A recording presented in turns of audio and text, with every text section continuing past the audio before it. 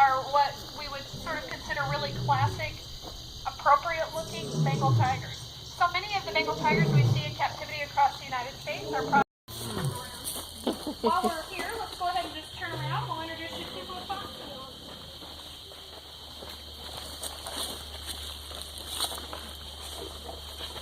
Mufasa is a male African lion. He is 18 years old. So again, another elderly resident. Weighs about 500 pounds now. He's very social, yes. And again, you can see the banner on the front of his house where Mufasa came from. He was removed by order of the Department of Natural Resources from a little roadside pseudo-sanctuary called Great Cats of Indiana. Great Cats of Indiana operated for a little over a decade near Monticello, Indiana, in a tiny town called Idaville on Highway 24. And we call them a pseudo-sanctuary because they rescued animals. Mufasa was rescued. They gave him refuge. Apparently he was given up after he was a beach baby, photo baby down in Mexico. Grew too old to be used for photos. And they gave him refuge at Great Cats of Indiana. However, Great Cats of Indiana also was a breeder. And they were constantly breeding more and more animals and selling them. And so they were perpetuating the pet trade as well. Long story short, in 2009, they were facing so many violations of the Federal Animal Welfare Act that they saw a fine of about $20,000 coming their way. And to avoid the fine, they just let their license to be open to the public expire. So the government had no authority over their animals as a non-licensed facility. And the Department of Natural Resources then kicked into gear, and it took them about 3 more years to shut that facility down. And you can see Mufasa's house up there. He was in a dank, crappy old barn. And they were concerned for public safety because after many, many write-up violations of not having sound caging, they still hadn't repaired it, and they came in, and Mufasa was slamming into the walls, and they were frightened. They said, "This is it, we're done." They called us at about 8 o'clock that morning and said, "Can you be here today?" So we loaded up a transport cage, and off we went, and we brought him home about 10:30 that night. Now, part of the reason Mufasa was so angry, in his case, there were volunteers who adored this cat, and they were actually overfeeding him. So he was not starving by any stretch. He weighed 552 pounds when he got here, and he has dropped about 50 pounds. But unfortunately, he was denied veterinary care. We've looked back in the inspection records, and he was suffering from an infected lower canine tooth for about 2 to 3 years before the owner finally pulled it. And I don't know if you can imagine how big the roots of a cat canine tooth are, but it is enormous, and it left him damaged permanently. He ended up with scar tissue and an infection in his lower mandible bone, his jawbone, that continued on from that time until now. We've had surgery done on him twice to just clean up the wound, but we have to let it continue draining because it will never ever heal. And if we were to let that wound close, it would become a systemic infection and he would die from it. So he's messy. If he holds his chin up, you're going to see the exits in his chin where he's constantly draining infection. He's on antibiotics for the rest of his life, just to keep it under control. But yeah, he was very angry because he hurt. He was in a lot of pain.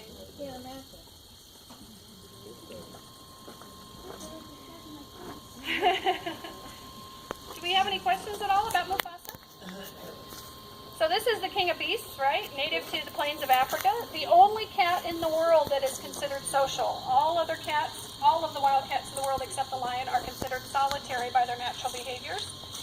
And a lot of people say, well, would you ever put a female in there? Unfortunately, when they're captive raised and they haven't been raised in families, it is very common for the males to just immediately attack a strange female at introduction and kill them. They don't inherently understand what you're doing, and they're also very territorial, so that makes some sense. To establish territory, they roar. When he roars, you can hear it about 3 miles from here. If he was on the plains of Africa roaring, you would hear it about 5 miles away. Very big noise. Wintertime, you can see there's an addition built onto what was originally just a rectangular building. That building addition that's facing us is an insulated second room for him because he is African, and it holds the heat a lot better, but it is not heated. So, but he has a nice, great big bed raised up off the floor, straw bedding every day. He does real well. Last winter we shoveled pathways so we could come out and walk around. Yeah, last winter was tough. Does he pace a lot? He's hungry. Oh, he's hungry. Today, it's a feeding tour day, so everybody, the animals have been looked after this morning, water filled, house is clean, but they have not all been fed, and he's one of them that has not been fed. You hear that, Sue? He's hungry. Yeah. You might. Yeah. He got about a 4-ounce meatball this morning with his antibiotics, but that's all he's had. And we do this intentionally, just in case you feel like maybe it's mean. If we fed these cats, every day at the same time, every day, they would be just like your house cats. They would eat, go to sleep 16 to 20 hours a day, get up, pee, eat, and do it again, right? So exercise is critical, and we need to try to keep them interested in food, looking for food, active, because it's in their best interest to do that. And if you think about how lions eat in the wild, or any of the big cats for that matter, they're opportunists, and when they eat in the wild, they're lucky to find a meal, they'll gorge themselves, and then they might not eat for 3 or 4 days. We only ever skip 1 day at a time of feeding, but we do that too, to keep them up and moving. So how much will he eat? His meal portion is 8 to 10 pounds. Wow. Yeah. He's not messing around. We feed, on average, a little over 100 pounds of meat a day. Over 100 pounds a day. Now let's move on down here. I'm giving up on standing. I apologize. I got to be more focused with that.